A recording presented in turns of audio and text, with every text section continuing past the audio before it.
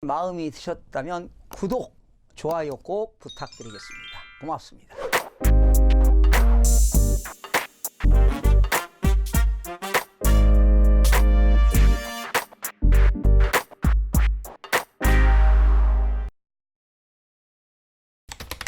시청자 여러분 안녕하십니까? 김동수입니다. 이 시간에는 2035년도 부동산 시장 트렌드와 주요 이슈인 경제 분야에 대해서 알아보는 시간을 갖도록 하겠습니다. 경제 분야 주요 이슈는 저성장, 수직적, 수평적 양극화, 글로벌화를 경제 분야의 미래 트렌드로 보는 의견이 많았습니다. 부동산 시장과 관련한 경제 분야의 연구는 국내뿐만 아니라 전 세계적인 저성장 기조 속에서 경제적 빈곤과 불평등 심화에 기인한 경제적, 사회적 양극화 등이 미치는 부동산 시장 환경 변화 분석에 주안점을 두고 진행하고 있습니다. 최근 4차 산업혁명의 한 축으로 전 세계적으로 확산되고 있는 공유 경제에 대한 연구도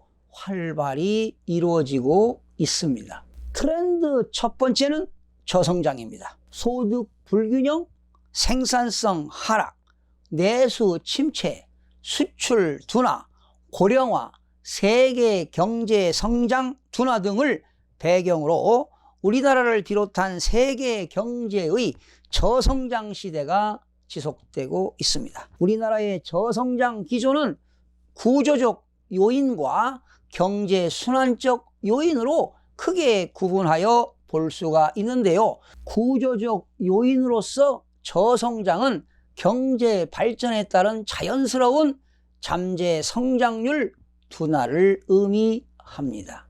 대부분 OECD 국가들은 1인당 소득 수준이 높아질수록 경제 성장률이 낮아지는 경향이 있는데, 이는 경제 발전 과정에서 잠재 성장 역량의 감소에 의한 자연스러운 현상이라고 볼 수가 있습니다. 경제 순환적 요인으로서 저성장은 경제 주기상의 일시적 문제이며, 경기는 불규칙 요인과 계절적 요인을 제외하면 추세치를 따라 주기적으로 순환합니다. 우리나라는 2017년 3.1% 성장을 예상했으나 매년 3.0% 내외의 경제 성장률을 기록하고 있습니다. 지난해에는 2.7%를 달성했는데요.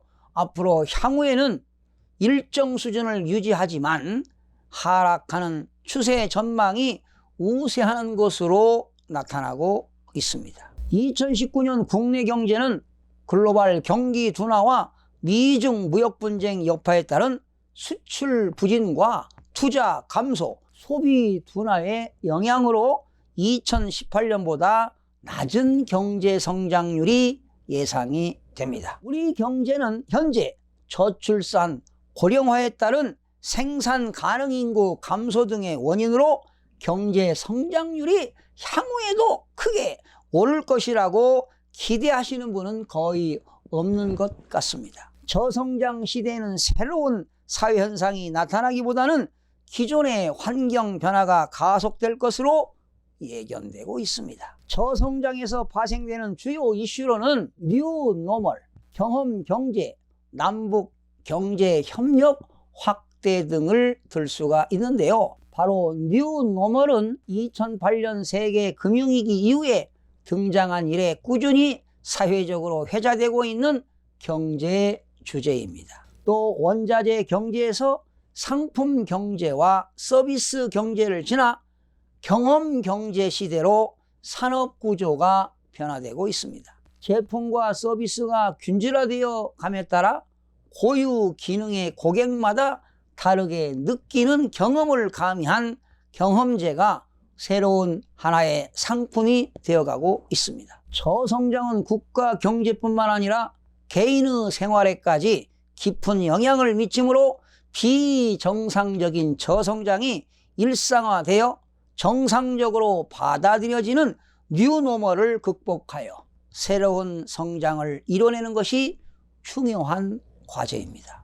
A사의 커피 원재료인 커피콩은 매우 저렴하지만 여기에 A사만의 경험 요소가 추가되면 커피값은 크게 상승합니다. 그런데도 비용을 기꺼이 지불하는 이유는 A사의 커피를 마신다는 것에 대한 만족감 때문이라고 합니다.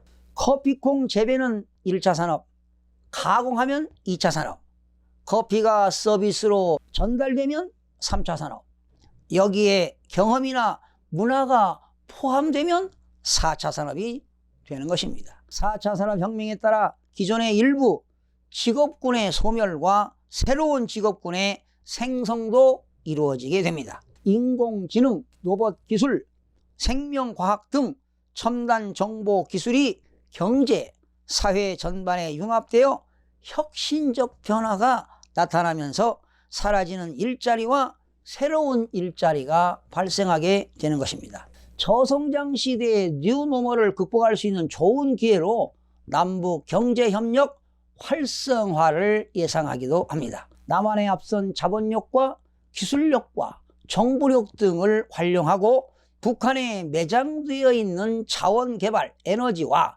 인프라스트럭처 등 기반산업 정비 등이 결합하여 남북 경제협력은 양자가 윈윈하는 시너지 효과를 얻을 수 있다는 것입니다. 두 번째 트렌드는 양극화 심화입니다. 양극화는 서로 다른 계층이나 집단이 점점 더 격차가 발생하는 것으로 중간 계층이 사라지고 사회 계층이 양극단으로 몰리는 현상을 말합니다. 보통 노동의 양극화, 소득의 양극화로 벌어지는 경제적 양극화에 따라 빈곤과 불평등, 차별이 심해지면서 사회적 양극화가 발생하게 됩니다. 우리도 이러한 양극화 문제가 대두되고 있으며 향후에는 더욱 심화될 것이란 예상이 우세합니다. 저성장과 경제 양극화는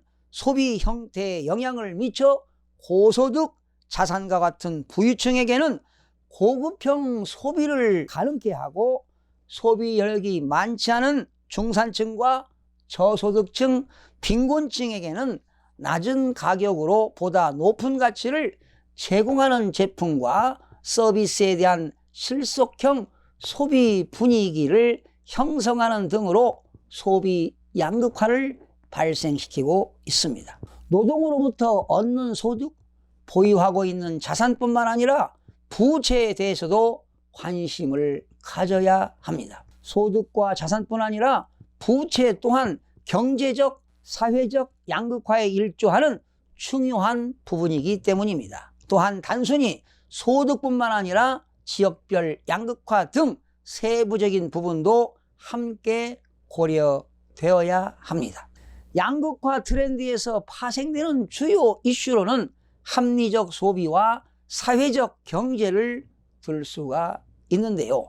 최근 합리적 소비와 그 일환인 공유 경제도 확산되고 있습니다. 합리적 소비는 2008년 글로벌 금융위기로 저성장, 취업난, 가계소득 저하 등 사회 문제가 심각해지자 과소비를 줄이고 합리적인 소비 생활을 하자는 데서 출발한 것입니다. 이외 일환으로 집이라든가 자동차 등을 공동으로 소유 및 이용하는 공유 문화도 빠르게 나타나고 있습니다. 공유 경제는 제품이나 서비스의 소유가 아니라 필요에 의해 서로 공유하는 활동을 말합니다. 거래 형태에 따라 쉐어링, 물물 교환, 협력적 커뮤니티로 분류하고 있는데요. 카쉐어링, 중고 매매, 에어비앤비, 지식 공유 플랫폼, 유주돔 등이 대표적인 에 해당합니다. 저성장 기조가 지속되면서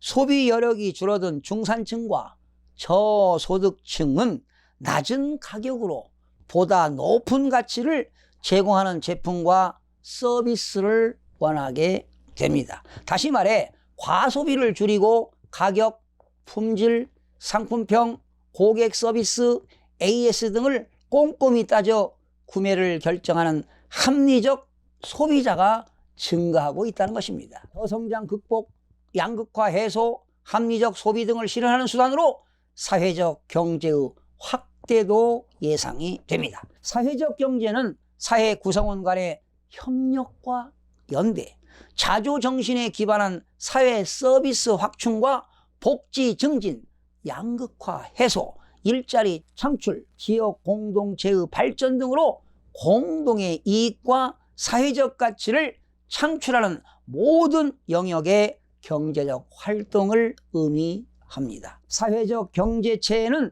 사회적 기업, 협동조합, 마을기업, 자활기업, 농어촌, 공동체, 회사 등이 있습니다.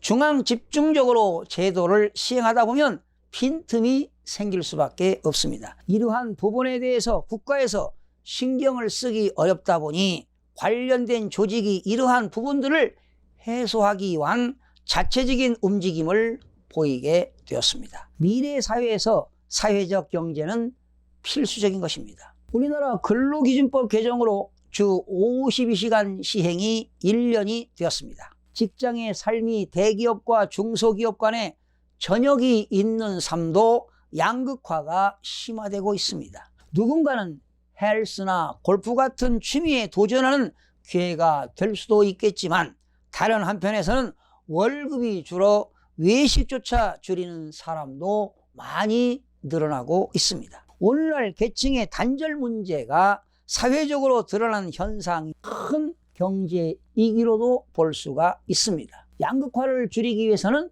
기업들은 경제적 책임이나 법적인 책임 이외에도 기업의 사회적 책임 CSR을 폭넓고 적극적으로 수행해 사회 발전에 기여해야 할 것입니다. 트렌드 세 번째는 글로벌화입니다. 글로벌화란 경제, 사회, 문화 등 각 분야에서 국경이라는 개념을 초월하여 사람, 물자, 기술 등이 자유롭게 교류되면서 국제 경쟁력과 함께 국제 협력이 강화되고 삶의 단위가 국가가 아닌 세계로 확장되는 것을 의미합니다. 한국무역협회의 무역통계 시스템에 따르면 2016년 기준 한국의 무역 의존도는 63.9%에 달합니다. 수출 의존도가 35.1%, 수입 의존도는 28.8%의 비중을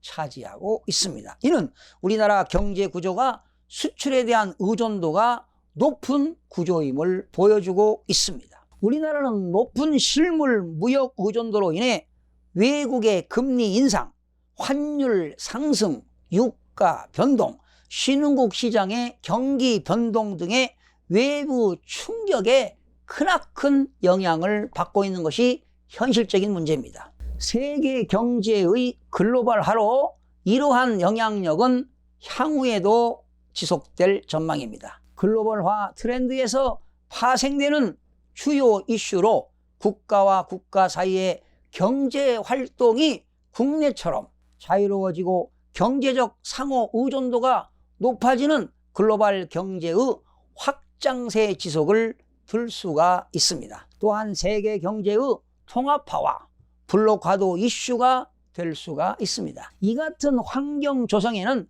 빠르고 편리하게 발달한 교통, 운송수단과 제도, 인터넷과 네트워크 발달 등 정보통신 분야의 혁신적인 발전이 일조할 것으로 예상이 됩니다. 경제 분야의 트렌드와 주요 이슈는 세 가지지요. 첫 번째가 저성장인데요.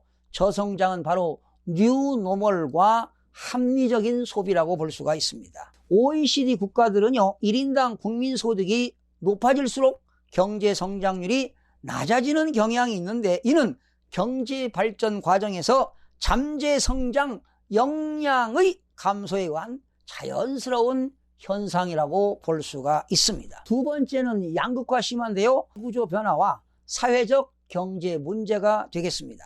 양극화 심화로 중간계층이 사라질 것입니다.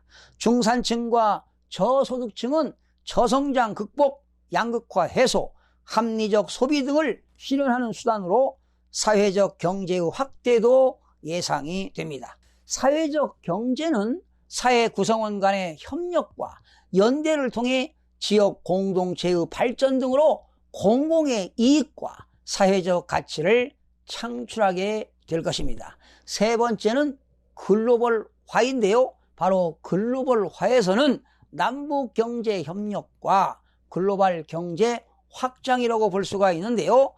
남한에 앞선 자본력과 기술력, 정보력 등을 활용하고 북한에 배장되어 있는 자원을 개발하여 남북 경제 협력으로 시너지 효과를 얻어내야 할 것입니다. 우리나라 경제 구조는 수출에 의한 의존도가 높은 구조이기 때문에 중국과 미국뿐만 아니라 전 세계 여러 국가들과 무역 협상을 통해 경상수지를 높여 국가 경쟁력 강화에 이바지해 나가야 할 것입니다. 시청해주신 여러분 대단히 고맙습니다. 매일매일 최선을 다하겠습니다. 내일 아침에 찾아뵙겠습니다.